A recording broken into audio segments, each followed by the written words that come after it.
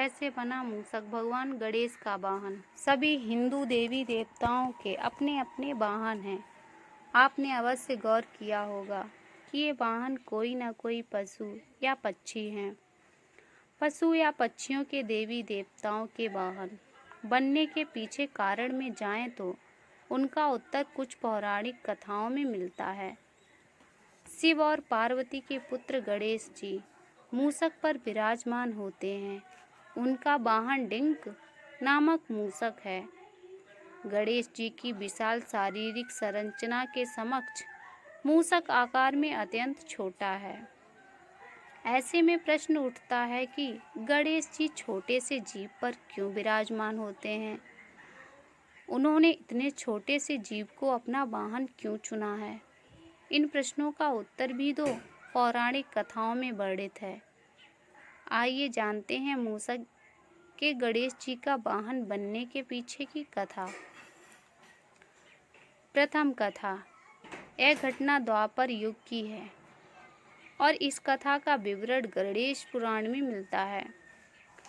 एक दिन देवराज इंद्र के दरबार में गहन चर्चा चल रही थी। दरबार में उपस्थित समस्त देवगण चर्चा में लीन थे, किंतु क्रौंच नामक गंधर्व अप्सराओं के साथ हंसी ठिठोली कर रहा था। जब देवराज इंद्र की दृष्टि क्रौंच पर पड़ी तो वे क्रोधित हो उठे और उसे मूषक बन जाने देने का श्राप दे दिया। मूषक बना क्रौंच स्वर्गलोक में पृथ्वीलोक में पराशर ऋषि के आश्रम में आ गिरा।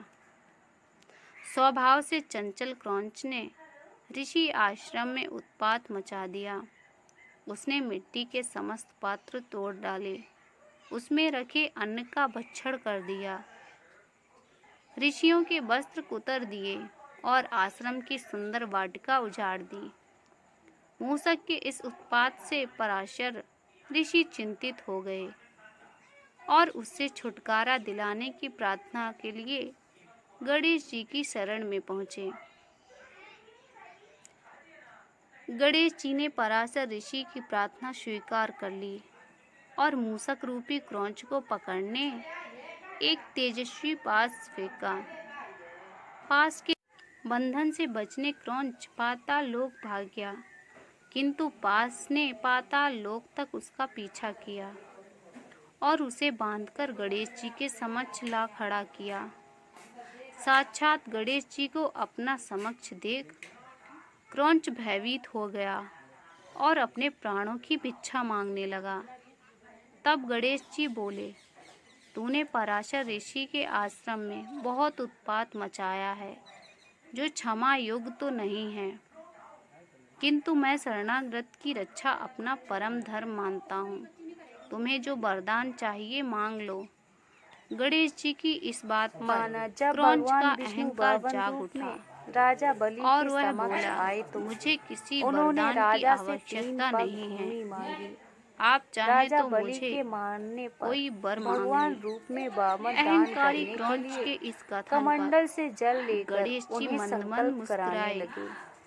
और बोले, बलि को ऐसा दान ही सही, देने से रोकने मैं के तुझसे लिए अपना वाहन बन शुक्राचार्य जाने राजा का वर बलि के मांगता हूँ। कमंडल में छोटा क्रौंच रूप के पास धारण कोई करके अन्य प्रवेश विकल्प कर न गए। था। इससे अपने कमंडल कथन से जल अनुसार वह निकालने गणेश का जी का मार्ग बंद हो गया। वाहन बन गया। बावन भगवान शुक्राचार्य की गणेश चाल जी को समझ जैसे ही गए। मूषक रूपी क्रौंच पर भगवान बावन ने आरूढ़ अपने हुए, हाथ में उनके रखे हुए कुशा भारी को शरीर से कमंडल वह में दबने लगा इस तरह रखा और कि उसकी प्राणों शुक्राचार्य पर की बन आई। एक आंख फूट गई। उसका सारा अहंकार चूर चूर शुक्राचार्य हो गया। छटपटाकर कमंडल से उसने बाहर आ गणेश गए। जी से याचना की इस राजा कि वे बलि का अपना 3 वचन पग वाहन भूमि करने देने के में योग्य कर संकल्प ले। पूरा हो गया। गणेश जी ने वैसा ही किया। बावन भगवान ने उस दिन अपने से मूषक एक पग गणेश से जी का पूरी वाहन पृथ्वी बन का गया नाप लिया और और सदा उनकी दूसरे पग सेवा में में पूरे लगा रहा। अंतरिक्ष को नाप लिया। गणेश जी के वाहन के तीसरे रूप पग में के उसका लिए नाम राजा बलि डिंक को पड़ा। देने को कुछ गणेश नहीं जी था। की मूषक पर उसने सवारी अपना सर स्वार्थ भगवान पर के आगे रख दिया विजय का संकेत और है। भगवान को अपना सब कुछ दूसरी दे कथा। दिया। इस प्रकार गजमुखासुर बलि के नामक भय से दैत्य देवताओं ने को देवलोक में उत्पात मचा रखा था। समस्त देवता उससे तंग थे। एक दिन सभी देवगण एकत्रित होकर गणेश जी की शरण पहुँचे और उनसे गजमुखासुर दैत्य से मुक्ति दिलाने हेतु प्रार्थना करने लगे। देवताओं की रक्षा करने के लिए गणेश जी ने गजमुखासुर से युद्ध किया। इस युद्ध में गणेश जी का एक दांत टूट गया। इसी दांत से गणेश जी ने गजमुखासुर पर प्रहार किया, जिससे बचने के लिए गजमुखासुर में मूषक का रूप धारण किया और युद्ध स्थल से भाग खड़ा हुआ, किंतु गणेश जी ने उसे पकड़ लिया। तब गजमुखासुर गणेश जी से क्षमा याचना करते हुए अपने प्राणों की भीख मांगने लगा। गणेश जी ने उसे क्षमा कर अपना वाहन बना लिया।